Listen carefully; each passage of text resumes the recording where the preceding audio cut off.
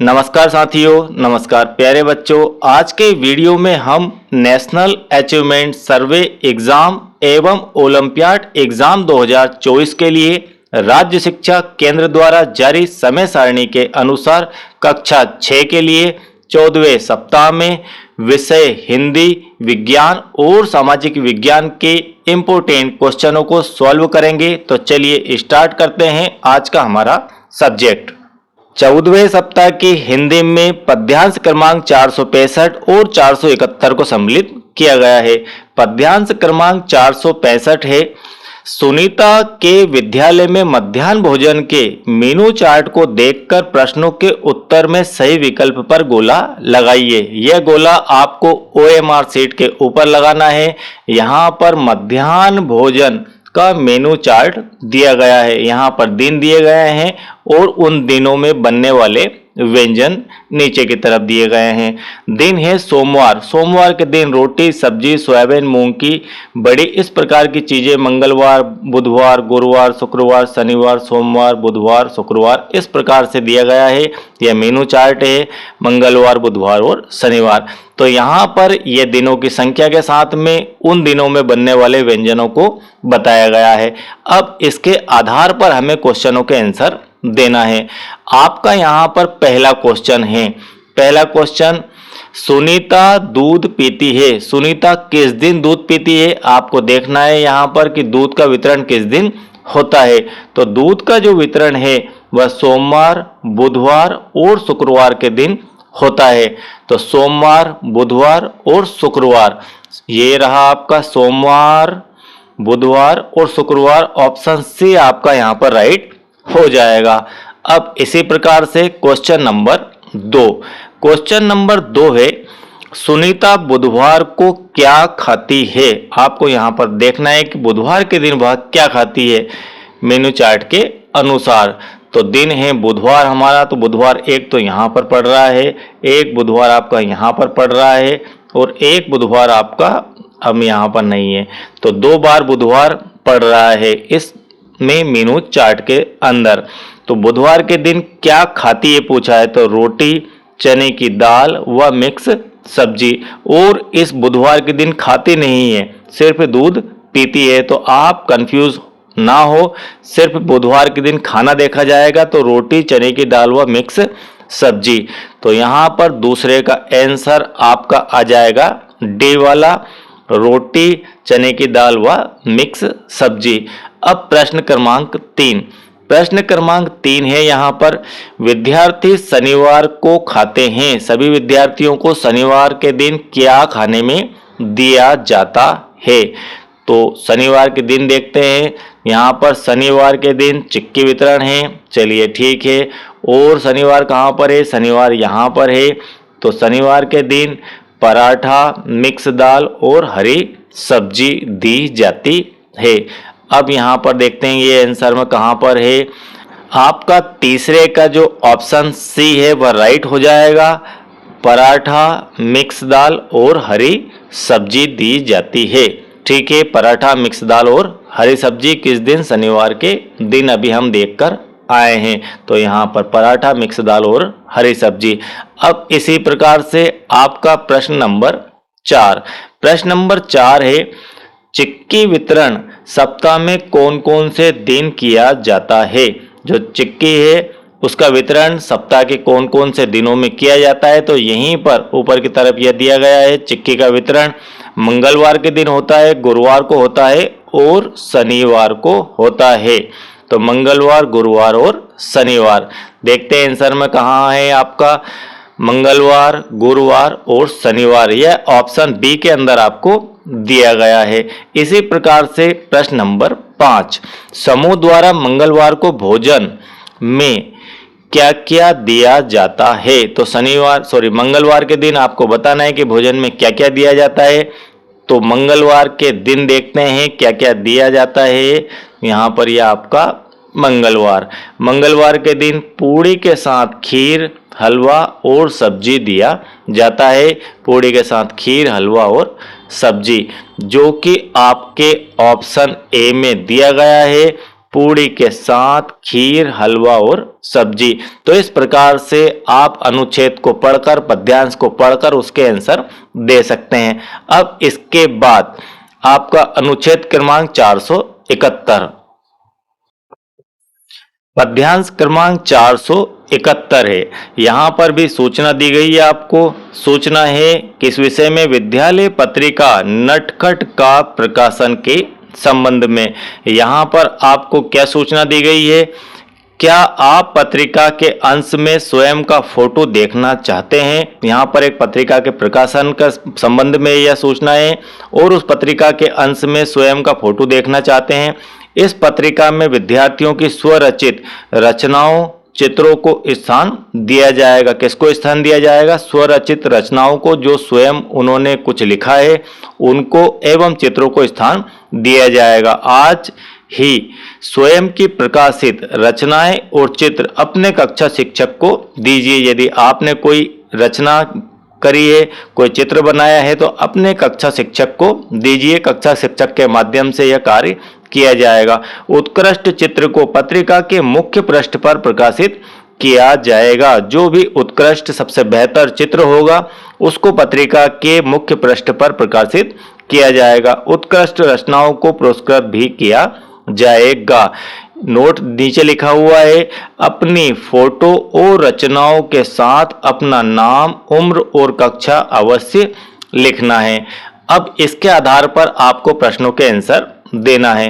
प्रश्न क्रमांक 1 है, दी गई सूचनाएं किसके विषय में है? आपको यहाँ पर 4 ऑप्शन दिए गए हैं। रचना लेखन के संबंध में, पत्रिका प्रकाशन के संबंध में, चित्र बनाने के बारे में, कहानी बनाने के बारे में। तो यह जो ऑप्शन बी है, पत्रिका प्रकाशन के बारे में, यह आपका सही आंसर यहाँ पर हो जाएगा। अब इसके बाद प्रश्न क्रमांक 2, नटखट का क्या अर्थ है? इस प्रकार के क्वेश्चन पद्यांश से हटकर भी आपसे पूछे जा सकते हैं। तो नटखट का यहाँ पर पर्यायवाची पूछा जा रहा है, उसका अर्थ पूछा जा रहा है, हंसमुख, चंचल, भोला या फिर सीधा। तो नटखट का अर्थ होता है चंचल। प्रश्न क्रमांक 3, सूचना के अनुसार रचनाएं कैसी होनी चाहिए? जो यहाँ पर सूचनाएं दी उस हिसाब से, जो ऊपर सूचना दी थी उसके हिसाब से आपकी जो रचनाएं कैसी होनी चाहिए? रचनाएं स्वरचित हो, जो स्वयं के द्वारा लिखी गई हो, स्वयं के द्वारा जिसकी रचना की गई हो। क्या ऐसी रचनाओं के बारे में यहाँ पर बात की जा रही है? या फिर रचनाएं नकल की गई हो, रचनाएं प्रकाशित हो, रचनाएं मित्रों की हो? प्रकाशित से अर्थ हो कि जो पहले जिनका प्रकाशन हो चुका है, क्या वह रचनाएं आप डबल दे देंगे तो छप जाएगी? ऐसा नहीं है। आपको स्पष्ट सूचना में कहा गया है कि रचनाएं स्वरचित होना चाहिए। बिल्कुल यहाँ पर लिखा हुआ है स्वरचित रचनाएं ही होना चाहिए। तो यहाँ पर ऑप्शन ए आपका राइट हो जाएगा। अब प्रश्न क्रमांक 4, मुख्य पृष्ठ पर, किस पर? जो पत्रिका का मुख्य पृष्ठ है उसके ऊपर प्रकाशित किया जाएगा। क्या प्रकाशित किया जाएगा मुख्य पृष्ठ पर? विद्यालय का चित्र, आपके उत्कृष्ट विद्यार्थी का चित्र, या फिर उत्कृष्ट रचना, या फिर उत्कृष्ट चित्र। तो यहाँ पर बड़े ही ध्यान से आपको देखना है इस क्वेश्चन का आंसर कि उत्कृष्ट रचनाओं को पुरस्कृत किया जाएगा और उत्कृष्ट चित्र को प्रकाशित कहाँ किया जाएगा? पत्रिका के मुख्य पृष्ठ पर। किसको? उत्कृष्ट चित्र को पत्रिका के मुख्य पृष्ठ पर प्रकाशित किया जाएगा। तो यहाँ पर आपका सही आंसर आ जाएगा डी वाला, उत्कृष्ट चित्र।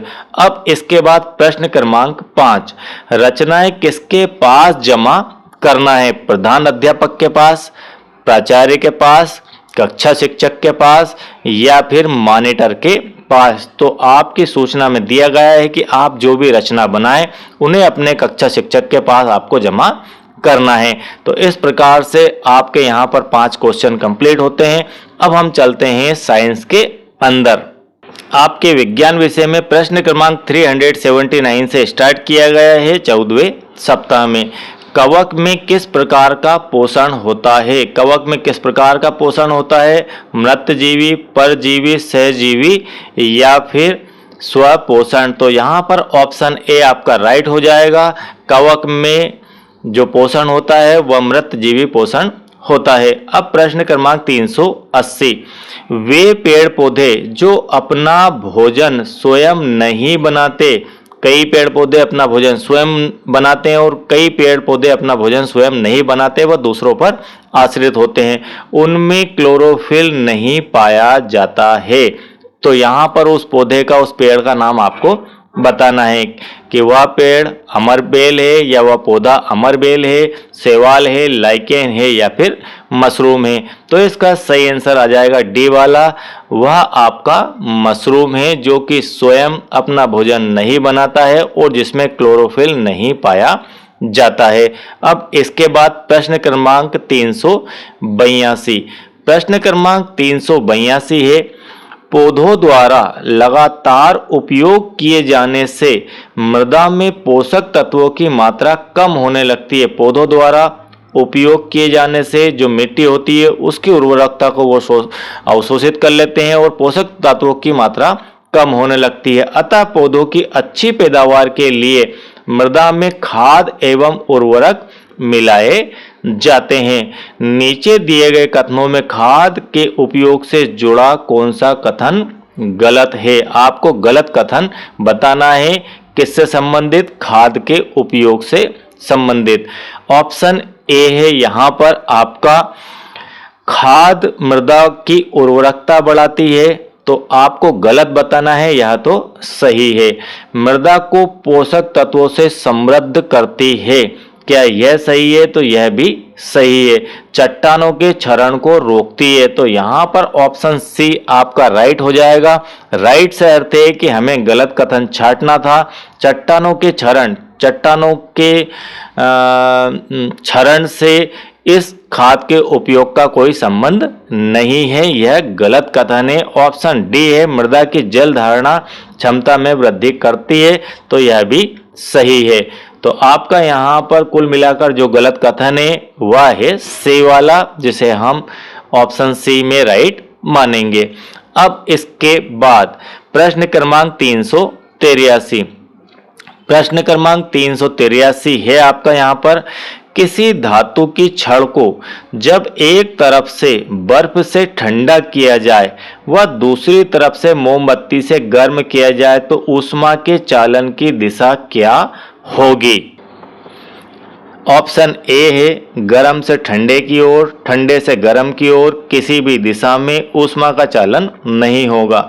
आप यहाँ पर प्रश्न को इस प्रकार से समझ सकते हैं कि यह आपकी एक धातु की मान लीजिए छड़ है। इस छड़ को यहाँ से बर्फ के अंदर रख दिया गया, तो बर्फ से इसे ठंडा किया गया और इस तरफ मोमबत्ती लगाकर इसे गर्म किया जा रहा है।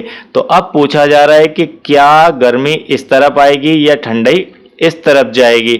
तो यहाँ पर सही आंसर आ जाएगा कि गर्म से ठंडे की ओर ऊष्मा का चालन होगा। बात की जा रही ऊष्मा, तो ऊष्मा कहाँ पर है? ऊष्मा मोमबत्ती की ज्वाला में है। तो यहाँ पर आपकी ऊष्मा रहेगी तो उसका जो चालन है वो इस तरफ होगा, गर्म से ठंडे की ओर। तो ऑप्शन ए आपका यहाँ पर राइट हो जाएगा। इसके बाद प्रश्न क्रमांक 384, प्रश्न क्रमांक 384 है, जब चींटी काटती है तो यहाँ पर यह क्वेश्चन आईएमपी है और हो सकता है कि 2024 नेस या ओलंपियाड में आपसे यह क्वेश्चन पूछा जाए। जब चींटी काटती है तो त्वचा में अम्लीय द्रव डाल देती है। जब वह काटती है उस समय आपकी जो त्वचा है उस पर अम्लीय द्रव छोड़ देती है। तब त्वचा में क्या मलकर आप आपकी स्किन पर जहां पर चींटी ने काटा है उस पर क्या लगाएंगे कि उसका प्रभाव उदासीन हो जाए, उसका प्रभाव समाप्त हो जाए? किसका प्रभाव? अम्लीय द्रव का। तो यहाँ पर सिरका, नमक, केलेमाइन या फिर नींबू। तो इसका सही आंसर आ जाएगा सी वाला। यदि आप उस जगह पर केलेमाइन लगाएंगे तो चींटी का जो काटा हुआ दर्द है वह समाप्त हो जाएगा। अब इसके बाद प्रश्न क्रमांक 385, प्रश्न क्रमांक 385 है, विद्युत ऊर्जा को यांत्रिक ऊर्जा में कौन सा उपकरण बदलता है?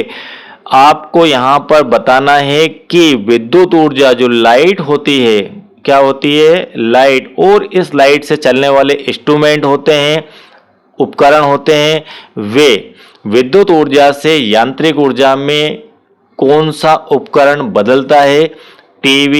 टीवी ऐसा नहीं करता है, आपकी यांत्रिक ऊर्जा में यह नहीं बदलता है। हीटर या विद्युत ऊर्जा को आपकी उसमें ऊर्जा में बदलता है।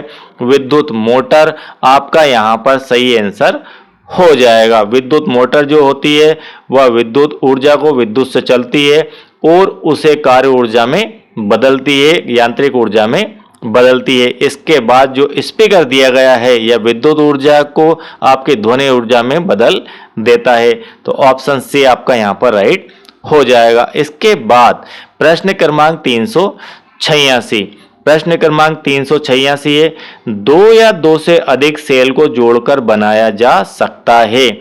आपके पास इस प्रकार के दो सेल हैं, इन प्रकार के दो सेलों को जोड़कर आपस में क्या बनाया जा सकता है, मोटर, बैटरी, अवरोधक या फिर ट्रांजिस्टर। तो इसका सही आंसर आ जाएगा बी वाला, दो या दो से अधिक सेलों को जोड़कर आप जो है एक बैटरी बना सकते हैं। अब प्रश्न क्रमांक 388, प्रश्न क्रमांक 388 है, सजीवों के बारे में सही कथन नहीं है। आपको सजीवों के बारे में जो सही कथन नहीं है वह बताना है। पहला है, यहाँ पर ये 4 पॉइंट दिए गए हैं, इसके बाद यहाँ पर दिए गए हैं ऑप्शन। तो इनमें देखना है कि पहले तो हम देखेंगे कौन सा कथन आपका सही नहीं है। सभी सजीवों में वृद्धि होती है, तो यह कथन तो आपका सही है, इसलिए हमें तो छांटना है नहीं वाला, जो गलत कथन है वह छांटना है। सभी सजीवों में श्वसन क्रिया नहीं होती है, तो यह आपका एक गलत कथन है कि सभी सजीवों में श्वसन क्रिया नहीं होती, सभी सजीवों में श्वसन क्रिया होती है। इसके बाद पेड़ पौधे सजीव की श्रेणी में नहीं आते हैं क्योंकि वे गति नहीं करते, यह बात जो लिखी है यह भी गलत लिखी गई है। सजीव अपने समान संतति को जन्म देते हैं, यह बात भी बिल्कुल सही है। तो ऑप्शन 2 और ऑप्शन 3 आपके यहाँ पर गलत कथन दिए गए हैं। तो 2 और 3 आपके ऑप्शन डी के अंदर दिए गए हैं, इसलिए ऑप्शन डी आपका यहाँ पर राइट हो जाएगा। अब इसके बाद अगला क्वेश्चन 389 जो कि यहीं पर दिया गया है, अब इसे भी पढ़ते हैं। कौन सा मुख्य कारण है कि ऊंटों के पैर लंबे होते हैं। ऊंटों के जो पैर हैं वे लंबे क्यों होते हैं। आपको एक तर्कपूर्ण यहाँ पर रीजन देखना है चारों ऑप्शनों में से। उनका शरीर रेत की गर्मी से दूर रहे, इसलिए उनके पैर जो प्रकृति ने बनाए हैं वे लंबे बनाए हैं, या फिर उनको लंबे पैर उनकी सुंदरता बढ़ाते हैं। तो यह तो कथन बिल्कुल ही गलत है, सुंदरता का इससे कोई संबंध नहीं है। उनको ज्यादा दूरी कम समय में चलना है, तो यह भी बिल्कुल गलत है। उनको दूर तक दिखाई देता है, यह भी कथन बिल्कुल गलत है।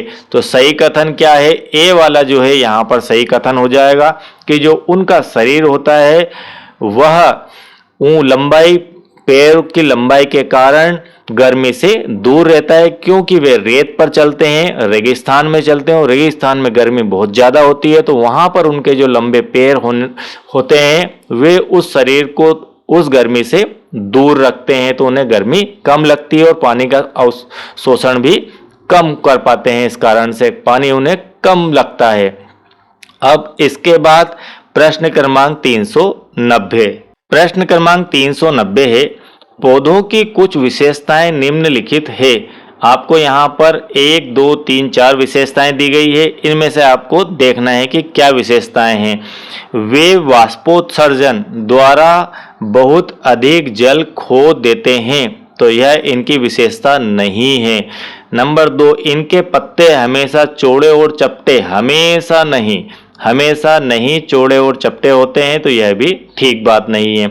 वे वाष्पोत्सर्जन द्वारा बहुत कम जल खोते हैं, तो यह जो पॉइंट है ये आपका राइट पॉइंट है। इनकी जड़ें मिट्टी में बहुत ही गहरी होती है, यह भी आपका यहाँ पर राइट पॉइंट है। तो 3 और 4 यहाँ पर सही होता है। अब उपरोक्त लक्षणों में से कौन सा संयोजन मरुस्थलीय पौधों की विशेषता है, यह भी आपको ध्यान रखना है। तो जो मरुस्थलीय पौधे होते हैं उनके पत्ते चौड़े नहीं होते हैं, चपटे नहीं होते हैं। तो आपका यहाँ पर 3 और 4 राइट है, इसका मतलब कि डी ऑप्शन आपका यहाँ पर राइट हो जाएगा। अब इसके बाद आपका क्वेश्चन नंबर 391 जो कि इसके नीचे ही यहीं पर दिया गया है, यह है निम्नलिखित में से कौन सा कथन पौधों में श्वसन के लिए सही है। किसके लिए? श्वसन के लिए वह कथन सही होना चाहिए। तो यहाँ पर ए वाला दिया गया है, श्वसन केवल दिन के समय ही होता है। इसके बाद श्वसन केवल रात्रि के समय होता है। तो दिन और रात दोनों समय होता है श्वसन, 24 आवर श्वसन की प्रक्रिया चलती रहती है पौधों के द्वारा। फर्क इतना होता है कि दिन में वे ऑक्सीजन को छोड़ते हैं और रात को वे ऑक्सीजन को लेते हैं, बस इतना फर्क होता है, लेकिन श्वसन चलता रहता है। श्वसन दिन एवं रात्रि दोनों समय में होता है। तो यहाँ पर ऑप्शन सी आपका राइट हो जाएगा। श्वसन तब होता है जब पौधे भोजन नहीं बना रहे होते हैं, तो यह भी गलत है। ऑप्शन सी ही आपका यहाँ पर राइट हो जाएगा। अब इसके बाद प्रश्न क्रमांक 392 है, प्रजनन के संदर्भ में दिए गए विकल्पों में से विषम को चुनें। विषम को आपको चुनना है कि आलू की कलिका आपने देखा होगा कि मान लीजिए आलू है, इस प्रकार से उसकी मूई फूट जाती है। इस मूई फूटे हुए आलू को यदि आप 2 टुकड़ों में बांट दें और इसको वापस से खेत में लगा दें, इस वाले हिस्से को कहाँ लगा दें? खेत में, तो वापस से एक नया आलू बन जाएगा। इसके बाद गुलाब की कलमों से अर्थ है कि गुलाब है, इसमें से इस डाली को यहाँ से काट लिया और इसे आप कहीं भी प्लांटेशन कर देंगे तो नया गुलाब वह बन जाएगी। मुर्गी के अंडे से वापस मुर्गी बन जाती है। आम के पेड़ की जड़ों से क्या वापस आम बन सकता है? तो यह कथन आपका विषम है, मतलब गलत है। इस संदर्भ में यह गलत कहा जा रहा है, इसलिए ऑप्शन डी आपका यहाँ पर राइट हो जाएगा। इसके बाद प्रश्न क्रमांक 393 यह है, दिल्ली व भोपाल के बीच की दूरी को प्रमुख रूप से किस मात्रक में व्यक्त किया जाता है?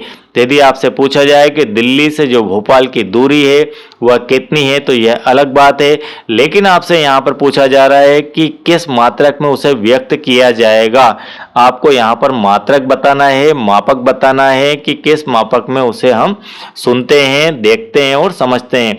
डेकोमीटर, मीटर, सेंटीमीटर और किलोमीटर। तो हमेशा जो दूरियां होती है, डिस्टेंस होती है, उनको किलोमीटर में ही दर्शाया जाता है, लिखा जाता है और सुना भी जाता है और बोला भी जाता है। इसलिए ऑप्शन डी आपका यहाँ पर राइट हो जाएगा और यह एक आईएमपी क्वेश्चन भी है। अब इसके बाद प्रश्न क्रमांक 396 है, ऐसी गति जो निश्चित समय अंतराल के पश्चात अपनी गति को दोहराती है। आपको ऐसी गति इन 4 ऑप्शनों में से देखना है जो एक समय अंतराल के बाद, मान लीजिए 1 मिनट, 10 सेकंड, 5 सेकंड के बाद अपनी गति को वापस दोहराती थी। वो जैसे पहले थी वैसे ही वापस से अपने आप को दोहराएगी। तो सरल रेखीय गति, तो यह तो हमेशा एक सीधी रेखा में ही होगी। घूर्णन गति अलग होती है, वृत्तीय गति और असमान गति। तो यहाँ पर आपका ऑप्शन सी सही हो जाएगा, आवृत्ति गति। वृत्ति मैंने गलत बोल दिया था, आवृत्ति गति। जो आवृत्ति गति होती है, आवृत्ति का अर्थ ही होता है कि पुनरावृत्ति। आवृत्ति का अर्थ ही होता है कि पुनरावृत्ति, बार बार एक ही चीज की पुनरावृत्ति की जाए तो उसे हम कहेंगे आवर्ती, और उस गति को, इस प्रकार की गति को आवर्ती गति कहेंगे। अब इसके बाद प्रश्न क्रमांक 399 और यहां पर यह क्वेश्चन आईएमपी भी है। अब देखते हैं 399 है आपका यहाँ पर, छड़ चुंबक के ध्रुव कहाँ होते हैं? इस प्रकार की मान लीजिए कोई चुंबक है, इसे हम कहेंगे छड़ चुंबक, छड़ के समान। दोनों सिरों पर होंगे, बीच में होंगे या फिर ऊपर नीचे होंगे। और एक और जो ऑप्शन आपको दिया गया है वह दिया गया है क्षण चुंबक में ध्रुव नहीं होते हैं, या तो बिल्कुल ही गलत है। सभी चुंबकों में ध्रुव जरूर होते हैं। तो जो क्षण चुंबक होती है उसके जो ध्रुव होते हैं वह इस प्रकार से होते हैं, इसके बाहरी किनारों पर दोनों सिरों पर उसके ध्रुव पाए जाते हैं। तो यहां पर ऑप्शन ए आपका राइट हो जाएगा। इसके बाद प्रश्न क्रमांक 400 दिया गया है, वायु के लिए निम्न में से कौन सा कथन सही नहीं है। कथन सही नहीं है यह बताना है, किसके लिए, वायु के लिए, हवा के लिए, पवन के लिए। ऑप्शन ए है आपका यहाँ पर, यह पवन चक्की को घुमाने में सहायक है। तो ऐसा तो बिल्कुल सही कथन है। यह वायुयान के मुड़ने में भी सहायक है, यह भी बिल्कुल सही कथन है। पक्षी वायु की उपस्थिति के कारण उड़ पाते हैं, यह तो बिल्कुल ही सही कथन है। अब चौथा बचता है जो कि गलत होगा, वायु का नाइट्रोजन चक्र के साथ कोई संबंध नहीं है, यह गलत कथन है। वायु का नाइट्रोजन चक्र के साथ बहुत बड़ा संबंध है, पूरा संबंध है। तो ऑप्शन डी आपका यहाँ पर राइट हो जाएगा। इसके बाद प्रश्न क्रमांक 401, बूझों ने एक खाली प्लास्टिक की बोतल ली, एक मान लीजिए खाली प्लास्टिक के इस प्रकार की बोतल ली और उल्टा करके पानी से भर बाल्टी में डुबो दिया। तो यह बोतल ली और एक बाल्टी इस प्रकार से पानी की भरी हुई उन्होंने ली और इसके अंदर इस बोतल को इस प्रकार से उल्टा डुबो दिया। फिर उसने बोतल को थोड़ा झुकाया और निम्नलिखित प्रेक्षण पी किए। प्रेक्षण से अर्थ है कि उसने क्या देखा, उस समय क्या नोट डाउन किया, वह आपको यहाँ पर बताना है। बोतल से हवा के बुलबुले निकले। अब बोतल से जब तक सीधी बोतल है तब तक तो हवा के बुलबुले नहीं निकलेंगे, लेकिन उसने क्या किया, बोतल को थोड़ा सा झुकाया, इस प्रकार की डायरेक्शन में बोतल को ले आए। तब क्या हुआ, तब यही होगा कि बोतल से हवा के बुलबुले निकलना स्टार्ट हो जाएंगे। कुछ पानी बोतल में भर गया। नाइट्रोजन गैस बुलबुलों के रूप में बाहर निकलती है और ऑक्सीजन पानी में घुल गई। क्या ऐसा भी हुआ? तो यहाँ पर पानी भी भर जाएगा, नाइट्रोजन गैस बुलबुलों के रूप में बाहर निकलेगी और ऑक्सीजन पानी में घुल जाएगी। तो यह तो बिल्कुल ही गलत है, कोई बुलबुले नहीं बने, केवल पानी बोतल से भर गया। उपरोक्त में से कौन सा प्रेक्षण सही है, आपको यह बताना है। तो यहाँ पर आपके 1 और 2 बोतल से हवा के बुलबुले निकलेंगे, बोतल में कुछ पानी भर जाएगा, यह दोनों सही है, यह दोनों बातें गलत लिखी हुई है। इसके कारण आपका जो ऑप्शन ए है वह राइट हो जाएगा। तो यहाँ पर हमारा विज्ञान का पाठ समाप्त होता है। अब हम चलते हैं सोशल साइंस के अंदर। प्रश्न क्रमांक 136 है जो कि प्राथमिक कक्षा के पर्यावरण से लिया गया है। आपको अपने मित्र को पत्र लिखना है। क्या करना है? मित्र को पत्र लिखना है। इसके लिए आप किसका उपयोग करेंगे? 4 यहाँ पर चित्रों के माध्यम से ऑप्शन दिए गए हैं। पहला ऑप्शन आपको पोस्ट कार्ड का दिया गया है। क्या आप पोस्ट कार्ड का उपयोग करेंगे? दूसरा ठीक से दिखाई नहीं दे रहा है, लेकिन यहाँ पर दैनिक अखबार लिखा हुआ है। तीसरा ऑप्शन यहाँ पर आपको एक किताब और एक पेन दिया गया है और यहाँ पर डायरी दी गई है। तो चूंकि हमें लिखना है पत्र, तो पत्र जो है पोस्ट कार्ड पर ही लिखा जाता है। अब इसके बाद प्रश्न क्रमांक 217। प्रश्न क्रमांक 217 है, बच्चों के एक स्कूल से दूसरे स्कूल पर जाने के लिए आवश्यक प्रमाण पत्र है। यदि आप एक स्कूल छोड़कर दूसरे स्कूल में दाखिला लेते हैं तो क्या चाहिए आपको? जन्म प्रमाण पत्र, परिचय पत्र, स्थानांतरण प्रमाण पत्र या फिर आपका चिकित्सा प्रमाण पत्र। आप यहाँ पर इसे कहते हैं स्थानांतरण प्रमाण पत्र को ट्रांसफर सर्टिफिकेट, जिसे शॉर्ट फॉर्म में कहा जाता है टीसी। तो आपका ऑप्शन सी यहाँ पर राइट हो जाएगा। यदि आप टीसी लेकर जाते हैं तो एक स्कूल से दूसरे स्कूल में आपका दाखिला हो जाएगा। अब इसके बाद प्रश्न नंबर 221 है, किस खेल के दौरान खिलाड़ी हुतु कहते हैं? क्या खो खो में ऐसा कहते हैं, कबड्डी में, फुटबॉल में या गिल्ली डंडा में? तो आप सभी जानते हैं कि इसका ऑप्शन बी राइट हो जाएगा, क्योंकि आप सभी कबड्डी खेलते हैं और हो तू करते हैं। अब प्रश्न क्रमांक 225। प्रश्न क्रमांक 225 और यह एक मोस्ट आईएमपी क्वेश्चन है और 2024 के एग्जाम में यह पूछा जाएगा, ऐसा मेरा मानना है। बहुत ही मोस्ट आईएमपी इसलिए। त्योहार के समय मधुबनी पेंटिंग की डिजाइन बनाने के लिए उपयोग किए जाने वाला सामान है। जो त्योहार होते हैं उसके समय मधुबनी पेंटिंग एक प्रकार की पेंटिंग है, इसके डिजाइन बनाने के लिए उपयोग किए जाने वाला सामान कौन सा है? रासायनिक रंग, ऑयल पेंट, प्रीत का रंग या फिर पीसे चावल का घोल, नील, हल्दी एवं फूलों का रंग। तो जो मधुबनी पेंटिंग होती है वह त्योहारों के समय बनाई जाती है और वह बिल्कुल नेचुरल तरीके से बनाई जाती है, इसलिए उसमें नेचुरल चीज़ों का ही यूज किया जाता है, नेचुरल सामानों का ही उपयोग किया जाता है। अब इसके बाद आपका प्रश्न क्रमांक 478। प्रश्न क्रमांक 478 है, आपको अपने घर से विद्यालय तक जाने का नक्शा बनाना है, तब आप नक्शे में सड़क को किस संकेत के माध्यम से दर्शाएंगे? आपको यहाँ पर सड़क का संकेत पता होना चाहिए कि सड़क का क्या संकेत होता है। तो ऑप्शन ए यहाँ पर आपको दिया गया है, इस प्रकार का देख पा रहे होंगे, यह इस प्रकार से दिया गया है। क्या यह सड़क का चिन्ह है? या फिर आपका यहाँ पर 2-3 ऑप्शन और है। यह वाला ऑप्शन तो यह तो अस्पताल का है, यह आपका किसी मंदिर मस्जिद इस टाइप का है, और यहाँ पर यह जो चिन्ह दिया गया है यह सड़क का चिन्ह दिया गया है। तो यहाँ पर ऑप्शन डी राइट हो जाएगा। अब इसके बाद प्रश्न क्रमांक 483। प्रश्न क्रमांक 483 आपका यहाँ पर दिया गया है। प्रश्न क्रमांक 483 को पिछले पार्ट में भी दिया गया था। दिए गए मानचित्र में कौन सा राज्य भारत के पश्चिम भाग में स्थित है? आपको यहाँ पर बताना है कि दिए गए मानचित्र में कौन सा राज्य भारत के पश्चिम में स्थित है। तो यहाँ पर आपको नक्शा देखना आना चाहिए। इस प्रकार की डायरेक्शन होती है, यह आपकी ईस्ट होती है, यह आपकी वेस्ट होती है, यह आपकी नॉर्थ होती है और यह आपकी साउथ होती है।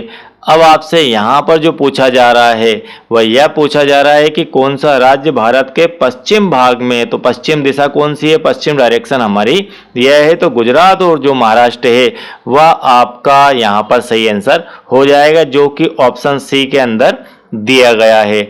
अब इसके बाद प्रश्न क्रमांक 486 यहीं पर ऊपर दिया गया है। इस प्रकार का एक आपको चित्र दिया गया है। नीचे दिए गए चित्र लोगो, इसे क्या बोलते हैं? हम लोगो बोलते हैं, में से किस प्राकृतिक संपदा के संरक्षण का संदेश मिलता है? यह भी एक आईएमपी क्वेश्चन है। तो यहाँ पर जो चित्र दिखाई दे रहा है ये कौन सा मैसेज दे रहा है? वन के बारे में, मृदा के, जल के या फिर खनिज तेल के? तो यहाँ पर यह बनी एक पानी की बूंद, तो पानी के बारे में कि पानी को संरक्षित कीजिए, हर एक बूंद कीमती है, यह मैसेज इसके अंदर दिया जा रहा है, इसलिए आपका ऑप्शन सी यहाँ पर राइट हो जाएगा। अब इसके बाद कक्षा 6 के माध्यमिक विद्यालय के सोशल साइंस से क्वेश्चन नंबर 425। क्वेश्चन नंबर 425 है, एक काल्पनिक रेखा जो पृथ्वी को 2 समान भागों में विभाजित कर सबसे बड़ा वृत्त बनाती है। यह हमारी पृथ्वी है, पृथ्वी गोल है। अब इसके बीचों बीच एक काल्पनिक रेखा है, पृथ्वी को 2 समान भागों में विभाजित कर देती है। उस रेखा का आपको यहाँ पर नाम बताना है और यह आपके एग्जाम के लिहाज से बहुत ही मोस्ट आईएमपी क्वेश्चन है। तो उस रेखा का नाम आपको बताना है। उस रेखा को हम कहते हैं भूमध्य रेखा। भूमध्य, भू से अर्थ होता है कि पृथ्वी, धरा, और उसके मध्य में जो रेखा खींची गई है काल्पनिक, ठीक है, उसे हम कहते हैं भूमध्य रेखा। तो ऑप्शन सी आपका यहाँ पर राइट हो जाएगा। इसके बाद प्रश्न क्रमांक 448। 448 है, इनमें से मानचित्र का घटक नहीं है दूरी, दिशा, प्रतीक या फिर पर्वत। तो जो मानचित्र होता है उसके अंदर डिस्टेंस भी होती है, दिशा भी होती है, प्रतीक चिन्ह भी होते हैं, लेकिन पर्वत नहीं होते हैं। तो इस प्रकार आपको ऑप्शन डी यहाँ पर राइट हो जाएगा। अब प्रश्न क्रमांक 468। प्रश्न क्रमांक 468 है, भारत की सबसे पुरानी पर्वत श्रृंखला है। भारत की सबसे पुरानी पर्वत श्रृंखला कौन सी है? अरावली, पश्चिमी घाट, हिमालय या फिर विंध्य एवं सतपुड़ा। तो यहाँ पर भारत की सबसे पुरानी पर्वत श्रृंखला जो है वह अरावली कहलाती है। तो अरावली पर्वत श्रृंखला भारत की सबसे पुरानी पर्वत श्रृंखला है, हिमालय और सतपुड़ा विंध्य से भी और पश्चिमी घाट से भी। आई होप कि इतना वीडियो बिल्कुल आपको क्लियर समझ में आ गया होगा। और यदि आप चैनल के साथ नए हैं, आपने अब तक सब्सक्राइब नहीं किया है तो चैनल को सब्सक्राइब कीजिए